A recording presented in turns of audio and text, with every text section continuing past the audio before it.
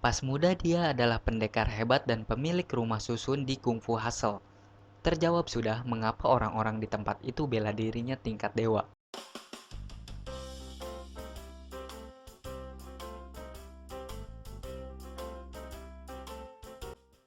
Di zaman dinasti China, ada seorang prajurit bernama Wen Wu yang punya 10 cincin. Cincin ini dia temukan di sebuah kawah, tapi ada yang bilang dia mencurinya dari sebuah makam kuno.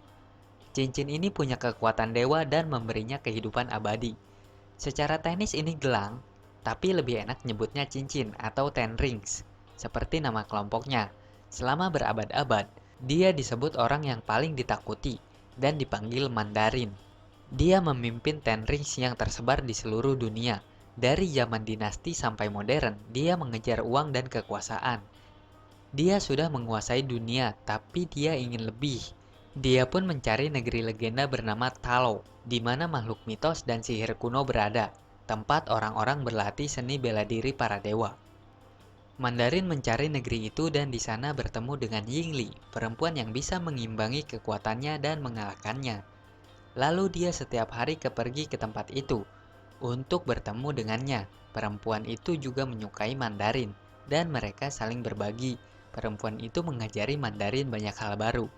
Karena Mandarin orang luar, perempuan itu harus meninggalkan negeri Talo untuk menikah dengan Mandarin.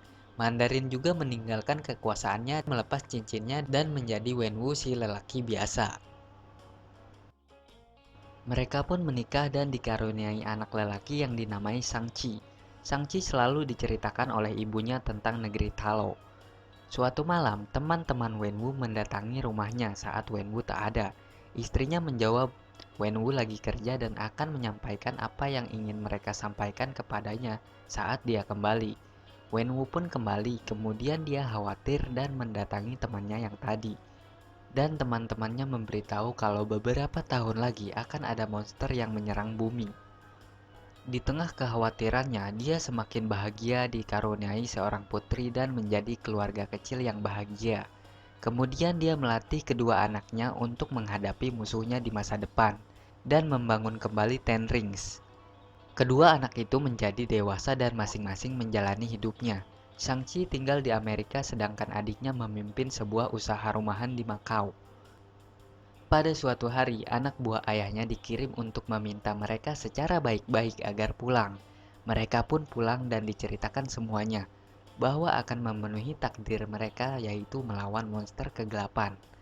Shang-Chi pun pergi duluan ke Talo dan bertemu dengan Guangbo, orang tua yang memimpin pasukan Talo. Pas muda dia adalah pendekar hebat dan pemilik rumah susun di Kung Fu Hustle. Terjawab sudah mengapa orang-orang di tempat itu bela dirinya tingkat dewa, karena mereka berasal dari Talo. Di sini juga ada bibinya Shang-Chi, perempuan hebat yang pernah bertarung bersama Jackie Chan dan James Bond. Singkat cerita, setelah menceritakan semua, pasukan Talo dan Ten Rings berlatih, kemudian bertemu dan bekerja sama untuk melawan makhluk jahat.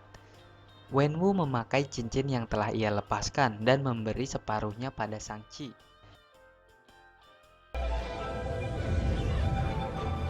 Di tengah pertarungan, ada momen mengharukan di mana ayah yang baik ini akan dimakan oleh monster.